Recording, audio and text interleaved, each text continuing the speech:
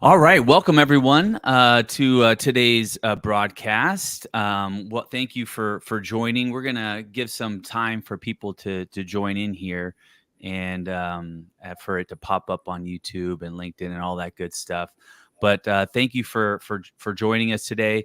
I've got my friend Eric Troutman from the Troutman Firm with me today to talk about some really important updates with the what's happening with the FCC and lead generation, which is all of us, and we're going to talk about it a little bit here in some detail. But before we get started, I do want to mention, I want to encourage you to participate. We can see your comments on LinkedIn, or if you're watching on YouTube, you can simply write a comment. In fact, if you want to just say hello when you join the broadcast, that's cool too. We'll see it. But definitely participate. Eric has got a wealth of information to share and details to share, but we only get it out if you ask those questions. So be sure to do that. So last week, TCPAworld.com posted an article, which is run by Eric, which you all should be subscribing to because it definitely has the most up-to-date information that's happening that's going to affect you as a lead generator or call center or marketer in general. Definitely go to TCPAworld.com and subscribe. But last week there was an article that popped up and around a organization called Public Knowledge sent in a request, and I'm gonna have you explain it a little bit better, Eric.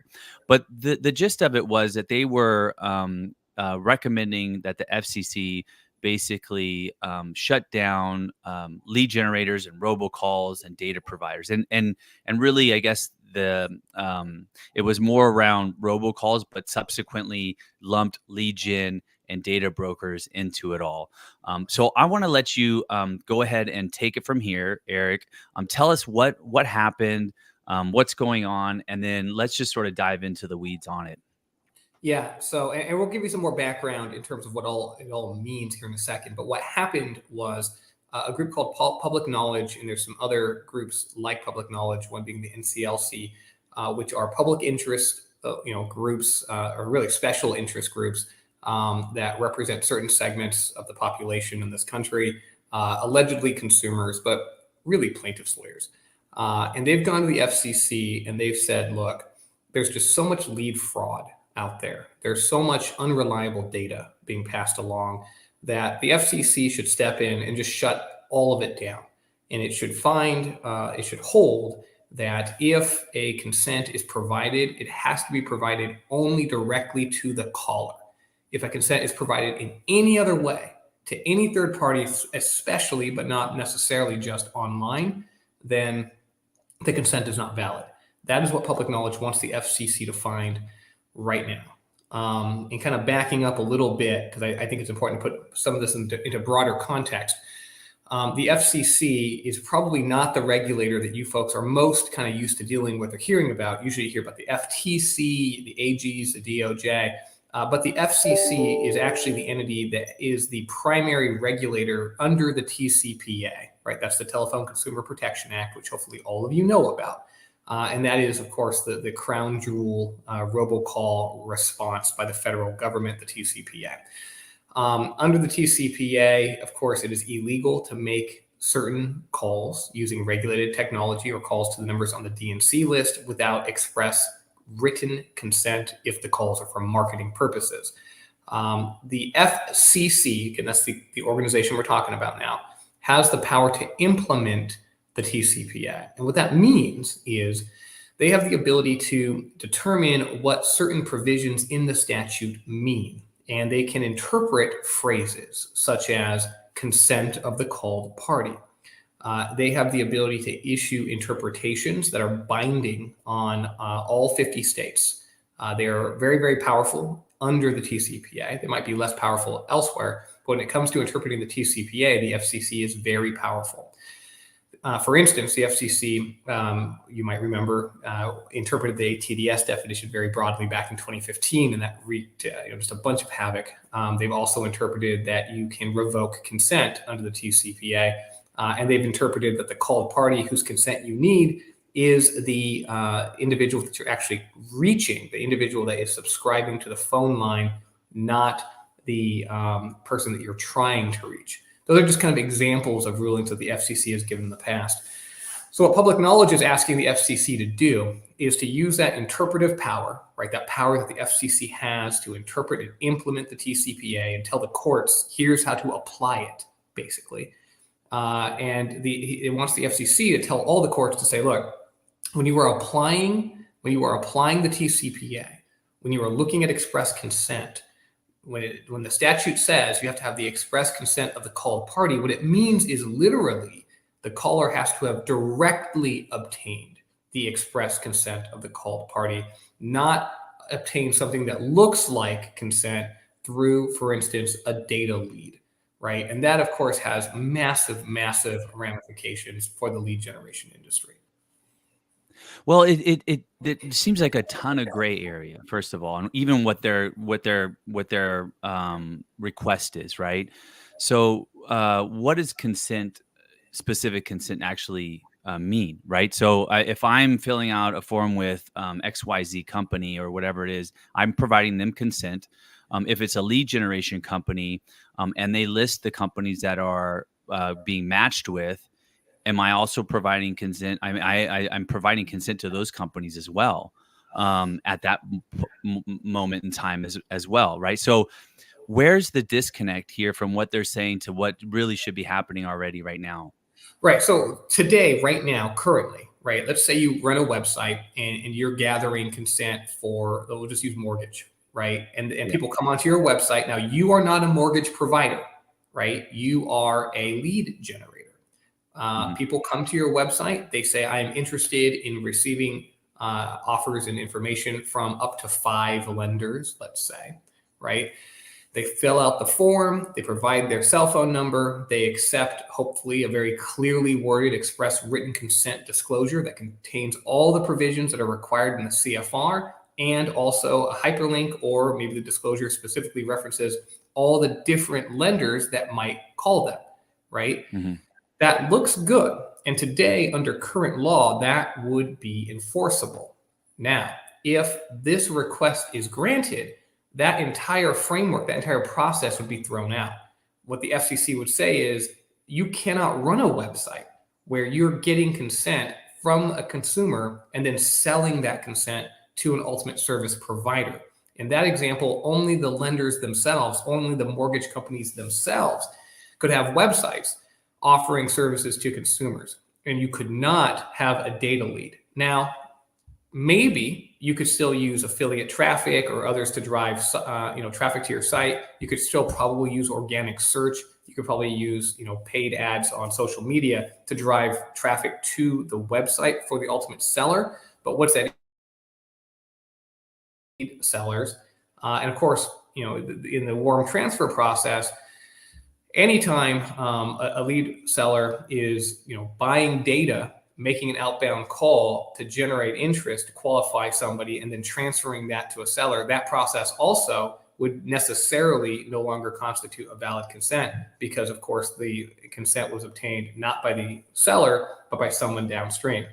So that's the difference, Mike. Right now, it is perfectly legal, again, assuming that the web form is honest and accurate and transparent, and the disclosures are all there, and the seller is named, right? It is absolutely legal to obtain a web form consent, sell that consent, and allow a seller to make a call on that. If the FCC grants the relief requested by public knowledge, what would happen is, you could still do all of those things, but then when the seller makes the outbound call, the call would necessarily be illegal because it could not rely on the consent that was obtained by the third party. Okay, so let's before we dig in a little bit further, let's just clear the air here. What's the real weight in this this request? I mean, is there really anything behind it? And the second follow-up is, why is even public knowledge focusing on this when this really isn't even generally a part of their agenda, frankly? Yeah, so this comes back to something called the Assurance IQ petition, and I know something about that because I brought it. And this goes back to an issue that we've all had in the lead generation world, right? Which is some scumbag litigator comes onto a website, provides their information, perfectly valid information onto the website. That lead gets sold. An outbound call gets made on that lead, believing it is perfectly legitimate. And of course, the scumbag litigator turns around and sues. Okay. So Assurance went to the FCC and it said, look, FCC, where a website is otherwise valid, where there's certain precautions in place, where the company is a good actor, they're using third-party services to verify that the number is accurate, the phone number matches the name, it's not Mickey Mouse or something goofy like that. It's a valid lead, it looks legitimate, everything adds up. Give callers a good faith defense in that instance. That way we can get rid of these troll litigators. And of course, this petition arose out of a case brought by a guy named James Shelton, who most of you know. In my opinion, he's just a bad dude. He's out there, setting up lawsuits. I don't know that firsthand, but that's my opinion. And I've seen enough evidence to think that's true. He might disagree with that. He might say, all my cases were legitimate, whatever. The point is, Assurance went out to try to protect itself in the lead gen industry. Many people listening to this will remember me going off to other trade organizations and saying, hey guys, this is important, right? You guys should be supporting this petition. But the truth is there was virtually no support. There was very little by way of comments that came forward. And instead, what was happening was some companies, some entities, public knowledge being one, the NCLC being another, and several groups of plaintiffs' lawyers began to use the petition as a vehicle to create a counter narrative to say, wait a second, FCC, the Assurance and their very capable counsel, the czar, wants you to believe one thing. But look at all this other evidence of fraud in the lead generation industry. And I'm going to tell you, folks, right, it was that initial response that got me very interested in understanding more about the lead generation industry and fraud and fake leads, which drove me, of course, to begin the creation of REACH, the trade organization directly focused on eliminating those behaviors. But so what started off as kind of like a little trickle, right, of communication by these public interest groups to the FCC, touched off by the Assurance petition, has kind of grown and grown and grown. And in the most recent filing, which is what I brought to everyone's attention, they've now become express, right? Before it was just, FCC, we don't know about this. There's a lot of fraud. You shouldn't be so trusting. But now it's gotten to a point where they've refined their ask to the point where they're saying, no, FCC, not only should there not be a good faith defense, there is so much fraud. This industry is so bad, it needs to be shut down completely. And the vehicle to use is you issuing a declaratory ruling that a caller cannot rely on third-party consent, period, full stop, end of discussion. And of course, that's a pretty big deal. Now, you ask, how much weight is there behind this? I'm going to tell you, you've got Jessica Rosenworcel up there as the chairwoman right now of the FCC. They've got a record that consists essentially of a handful of companies in the lead generation space saying, we've been picked on by litigators, we're a good company, give us some protection. Now you've got a bunch of consumer side groups saying there's nothing but fraud, millions of robocalls are being made that consumers don't want, these people are profiting and turning a blind eye. I got to tell you, if this, first refined ask now starts getting a lot of additional comments from other consumer side individuals and companies that are going to support that ask, there's a real risk that a Democratic-led FCC, a left-leaning FCC that is bent on stopping robocalls is going to look at this industry and say, I don't get it, right? I don't see what the upside is because there's no one telling the story. I don't see what the upside is to allowing the risk of millions of unwanted robocalls just so that people can sell leads, right? That is not, you put that on a scale to the FCC, and unless someone gets in there and starts telling a story that explains why the lead generation industry is valuable, I could easily see that scale tipping in favor of quote unquote the consumer and these consents being struck down as now illegal. Yeah. Well, the major problem I see that just sticks out is the definition of what lead generation is, and then lumping this all into, spam of these robocalls, right? that are taking place, unwanted robocalls.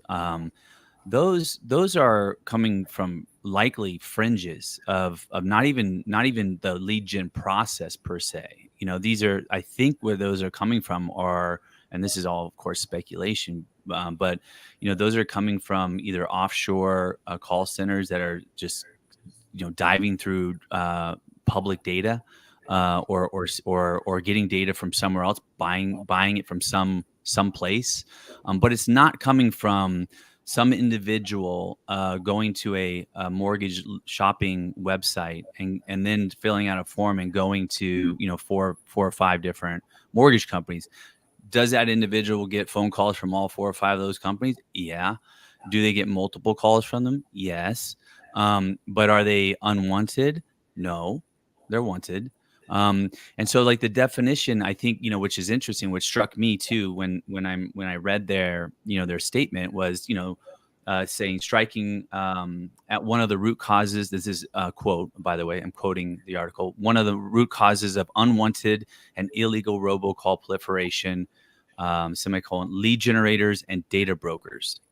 Okay, well, I don't know what they mean by lead generators when they combine it with data brokers. I don't know what that definition really is. They don't know what it Because means either. Yeah, they don't know what it is either, Mike. I mean, just yeah, understand, and everyone that's listening to me right now should understand. Like, this is a really critical point.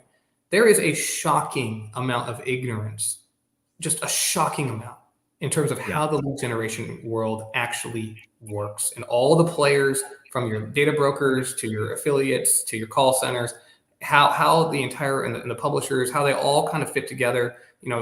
I guarantee you, not a single person on the FCC, not a single commissioner could tell you the difference between an aggregator and a generator. It is that bad. Okay. yeah, So somebody comes up and says this industry is causing millions of robocalls, and here is the answer, right? The FCC may not understand the problem. They may not understand at all, right, where the bad traffic is coming from, who the bad guys are. But what they're being asked to do is small. They're being asked to say, let's just say that consent has to go directly to the person making the call. The FCC understands that. That's an ask they yeah, get, and they don't yeah. get the other side of it. So that's what I'm saying. There needs to be The education. issue, There needs to be the advocacy. issue is, yeah, and to be honest with you, the main issue is that wouldn't solve the problem. Because the Of people course making not. those calls Of course are not. those people that are doing those calls are bypassing all kinds of rules already that are already established. The lead gen, quote unquote, industry, the industry that is driving in consumers with intent to a product and matching them with companies that they want to be matched with, is not the source of this issue. And the follow-up sentence to this statement, I'll quote again, and I posted this in the comments as well for those that want to read it, and also the link to the TCPA article in the comments. But it reads: lead generators and data brokers harvest consumer telephone numbers along a thin, if not outright fraudulent, consent agreements attached and pass on those numbers and supposed consents to telemarketers and scam callers. Okay, that is not lead generation. That is not lead gen. We're not. No one's you know, uh, uh, harvesting consumer telephone. I don't even know what that. I'm not even sure what they mean by that. I mean, I do know what they mean, but I don't know the process of harvesting phone numbers, because I get a sense when I think of harvesting numbers, I think of scraping websites and places for phone numbers, not having a consumer come to a form and give you their information. Okay, so that doesn't match up with what lead generation industry is. But then a thin, if not outright fraudulent, consent agreement. Okay. Obviously there's issues with consent agreements. I understand that. I think there's, and you're working hard to preach the word on what an actual good consent of agreement is. I think you have, is it the Troutman 9? Got it. Troutman 9. Good job, man. Troutman that everybody should know about. But then, that just passes those numbers on to telemarketers and scam callers. Now, are insurance companies, mortgage companies, solar companies, all these individuals, are they telemarketers and scam callers? I would say no. No, I mean, Now, look. do I Yeah. get a call once a day from somebody that I didn't feel? Yeah, and I want those stopped too. I don't want the warranty calls. I don't want all the calls that nobody's there, and that's like it seems to be about 50% of them nowadays. So there is a clear problem, but I think they absolutely need an education on what the process is and where the problems really exist, so that that we can all work freely, because lead generation does provide a service. It provides an opportunity for a consumer to shop offers or services, depending on whatever it is, with their own consent, and say, yes, I want you to call me. That is the lead generation process. But what they're referring to is not. It's something on the fringes of stealing consumer data and calling out on it illegally, and it's Correct. illegal today. It's illegal today, what they're doing. You're exactly right, and what you're saying right now is exactly what needs to happen. Right, the narrative needs to be told to the FCC. I just can't emphasize enough. I know you've heard me say it. I'm going to say it again. The FCC does not understand any of this. They do not understand this industry. They might not even know this industry exists, really, beyond just they know that there's some dark actors out there that sell consumer consent. Right, this is how they view this industry. They don't view it as publicly traded, in many instances, good compliant companies that are attempting to connect consumers with the goods and services that they need. And by the way, in a post-COVID world, like, this is really important stuff. This is a really important industry that drives tremendous value, that keeps the cogs of commerce turning. It is a really important thing, this industry. And it's got a great story to tell, but no one has told the story. There is no one out there right now submitting comments to the FCC saying, we represent the lead generation industry. Here's our position on the matter. Of course, now Reach is going to change that. And, so from a certain perspective, right, that's why I'm driving this discussion, so that you understand the importance of the trade organization that I'm standing up. And I've got, I don't know, 36 folks that want to be on the board right now. And I love you guys. Thank you so much for the support. But at the end of the day, right, that's what I'm trying to get people to understand. Right now, today, as we speak, the FCC has essentially been told, you can't trust anybody in the lead generation industry. They're all nasty people. Here is a solution that you're empowered to engage in that would absolutely cripple this industry. And no one is talking about it, right? That is a problem. That needs to be discussed widely in the lead generation world. Solutions need to be come up with. But more important, even than us talking, is we need to be talking to the FCC. I mean, guys, I talk to these folks not all the time. They're not like my best buddies. I talk to them with regularity. And the one thing that the staffers at the commission tell me all the time is, if it's important to you, then you should be out here telling us it's important. Because you know who we listen to? We listen to the people who talk to us. And public knowledge, the NCLC, and the consumer groups are out there talking to the FCC, and they are bad-mouthing you. If you want to say something in response, you got to get out there. You've got to do it either through Reach or through another trade organization or in your own name. But I'll tell you what has to stop is silence has to stop. Silence is going to get us killed. Someone's got to start talking.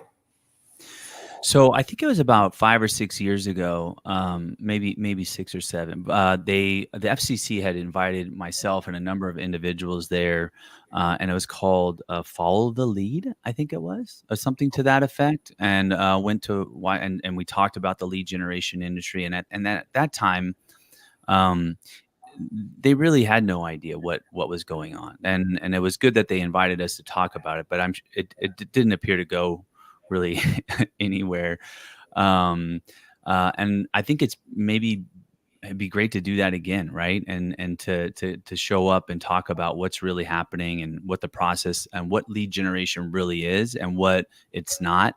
What are the next steps? Like, how do you mentioned Reach, obviously, and that you're putting that together, and that's an initiative that someone should check into. Is that just finding out more information on that, is that just through TCPA World, or is that Yeah, something so else? shoot me an email at troutman@troutmanfirm.com, TCPA World. You can find me. Yeah. If you're interested in learning more. Reach is up and running. It's a live mutual benefit corporation, is what it's known as. I am soliciting board members. In fact, we're going to have our first board meeting, or at least I'll put it this way, a meeting of people who think they want to be board members next week or the week after. Reach is going to have very stringent standards. I've got a lot of people who are lead generators, lead sellers, who are like, we want to be on the board. I'm thinking, you might not want to be on the board, because this is going to be a different organization that really is putting consumer transparency kind of paramount, and putting in best practices both for lead sellers and also for direct consumer marketers, right? In terms of sunsetting numbers and having a limited cadence in terms of outreach, all to kind of put the consumer's experience first, with the ultimate determination and drive of taking the standards that we set, going to the FCC and telling the story of, look, yes, there are bad actors, which we cannot get away from. We cannot turn a blind eye to that any longer. But there are also responsible enterprises, right, that are against consumer harassment, that do want to do things the right way. So that is one easy thing that, for those of you who are listening that want to get involved, become a member of Reach. Reach out to me, get connected, learn more about what we're doing. But by no means is Reach the only avenue.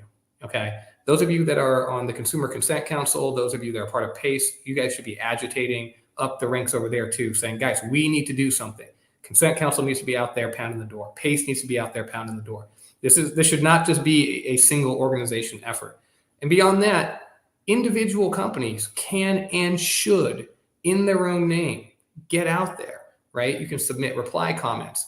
I can help you to do that. I'll give you advice for free in terms of how to do it, not legal advice, I'll just help you to understand the process. You can hire me to do it. Obviously, I'll do that for you. You can hire other lawyers to do it. You can do it without a lawyer. That's the cool thing about an FCC comment. You don't even need a lawyer. You just kind of put your thoughts on paper and submit it to the FCC, right? The FCC needs to see about 100 of these, at least 100, in response to something this dire. And then, of course, the other thing that you can do, and I encourage you to do, get out there. I can help you to set up meetings. I can get you connections with bureau members, with the head over there of the Consumer Financial Service Bureau. We can connect you, get you in front of the commissioners, right? If you're really serious about this, fly out to DC. These are public officials. They're happy to meet with people in industries that are impacted by policy decisions. That's what they do for a living, right? They want to hear from you. If you're a major player in the lead gen space, if you sell, millions of leads a year, if you buy millions of leads a year, these are the people that you guys are going to be very impacted, right, by a policy decision here. And so the commission wants to hear your voice. But if you don't make the effort to get out there, then they're going to assume that you don't care, and they're going to do what the people who do care want them to do. Okay, so quick question on how to go about submitting a comment to the FCC. I just did a quick search right now, and I came across, the FCC's website, and it says, how to comment on FCC proceedings. Is that the right path? You are on the right path. So you can do it formal ways and informal ways, right? A formal setting, of course, us lawyers, we've got our little channels where we can submit kind of more directly to the people who are kind of making the decisions over there. But there is absolutely a website. You can absolutely do this online. Again, I can help you out if you're looking for a template, if you want to know what to say, what not to say, all of that I'm happy to assist with. But you're right. I mean, honestly, it's as easy as that, right? You can spend 30 minutes and send a document. It can be 2 paragraphs long, just saying, look, I'm a good actor. I'm trying to do things the right way. I love connecting consumers with industry. I love being part of a solution to help commerce in this nation. I'm not a bad guy. Please don't shut me down. This business means everything to me. Like, that's all you have to do, right? But the FCC needs to hear that stuff. Yeah, I think it's really where the focus may need to go along with this is really defining what the lead generation industry is and what that process is, right? Because that's where I think the core misunderstanding of a lot of what we get lumped into is happening. Now, I'm not, like I said, there's no perfect industry. Okay. So there are certainly issues that need, and that's why I think some of these guidelines and regulations are good.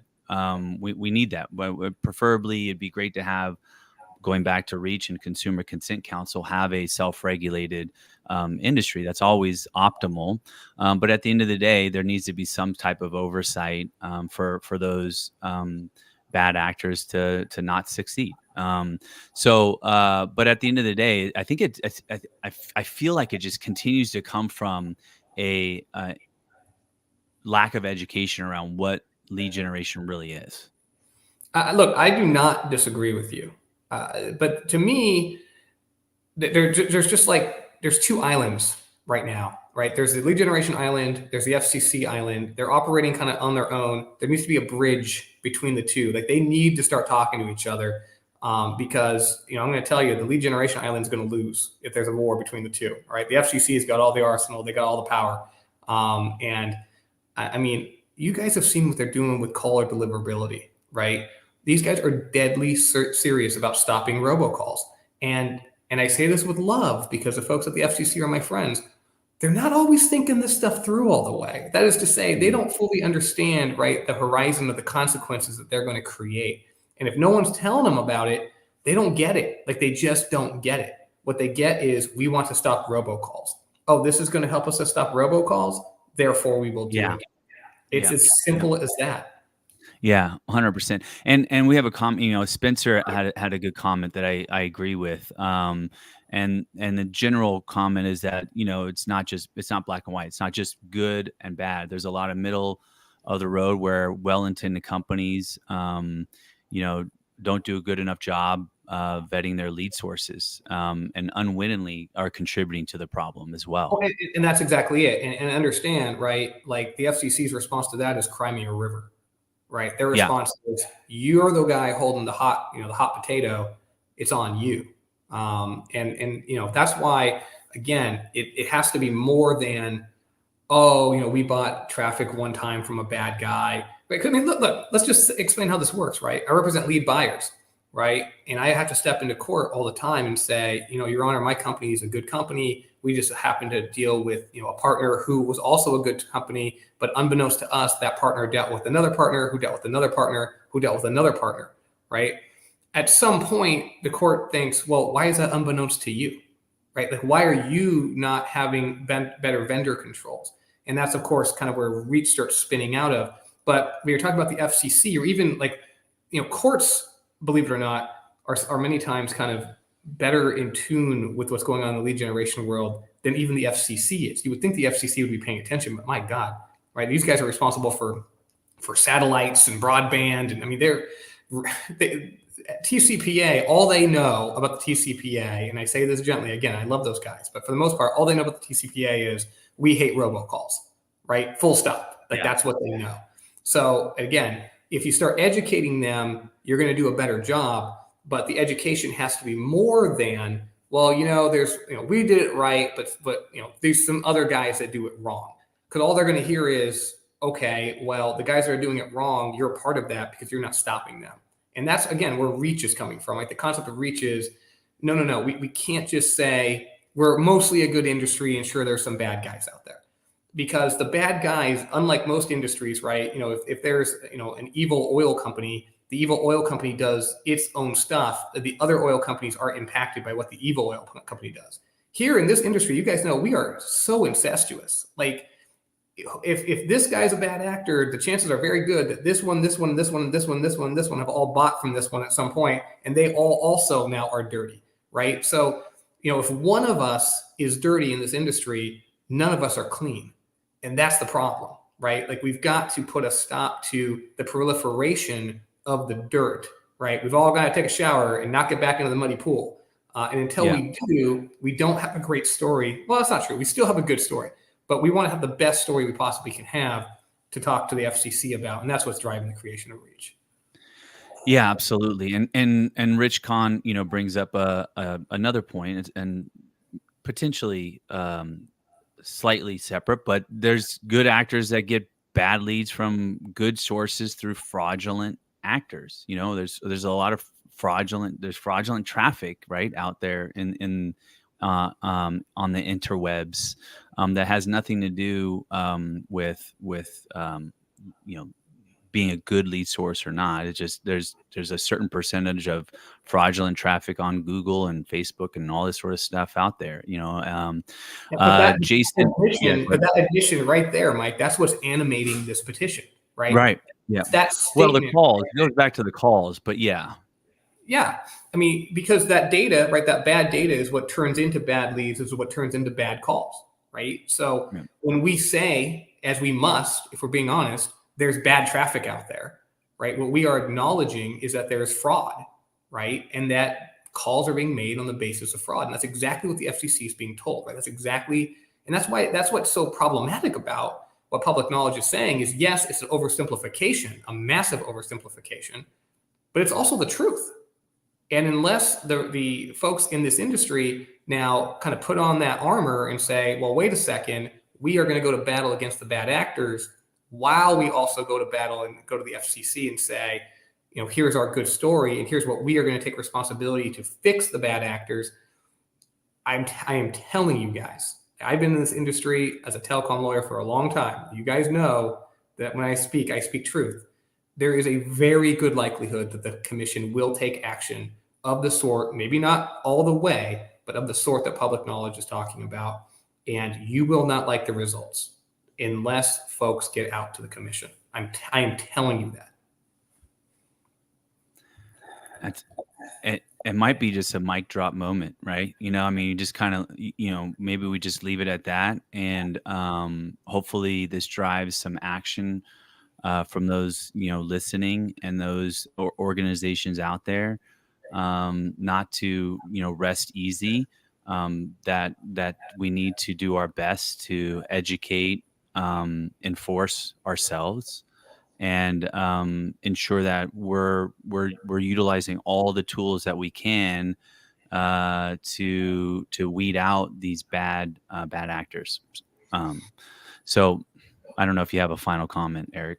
But. No, I mean, look, I just want to reemphasize, like, I'm going to be hard on the bad actors on this industry because they are, I think, crippling what is actually ultimately a good industry. And I just really want to see the industry more broadly, right, really kind of representing itself well, hammering back at these just unthinking kind of knee-jerk responses by these consumer groups. Like, they don't care. Like, let's be real. They're not really trying to understand the problem or solve the problem. No, they're just pointing a finger. They're just pointing that easy finger. And that's the problem, right? It's so easy to point that finger. It's harder to actually tell the narrative and tell the truth and really dig in and present. But unfortunately, right, the finger has been pointed. It's been pointed. So we can't just say, oh, we're going to ignore it. I'm telling you, if you do that, it's not going to go well. So I know this industry is a good industry. I know many, many players in this industry who are good, compliant people who have great hearts, right? I mean, you guys know this. Like, I'm a relationship guy. I want to know people. I want to be able to look them in the eye, and I want to know that these are good people trying to do it the right thing. And I like representing good people trying to do it the right thing. This is a complex law. Nobody's perfect. That's where we step in to make sure that good people are protected. But I want that story of good people being told. And unfortunately, right now, that is not what is being told to the FCC. Yep. Okay. So those listening in, go to tcpaworld.com, subscribe. Also, hopefully we'll see you at Lead Generation World in a few weeks. It's actually next month, January 8th, 9th, and 10th, where Eric will be speaking there as well. And we can all sort of talk about these things and take action. For those comments that are still coming in, feel free to continue to comment on the LinkedIn page. Eric and I will read them later as well. But thank you, Eric, for providing this information to us and hopefully lighting a little bit of a fire to create some action. And we'll leave it at that. So thanks everyone for joining. Thank you. And thank you, Mike, for the platform, man. You do a great job. See everybody in San Diego in a few weeks. Bye, everyone. All right, my friend. Talk to you later.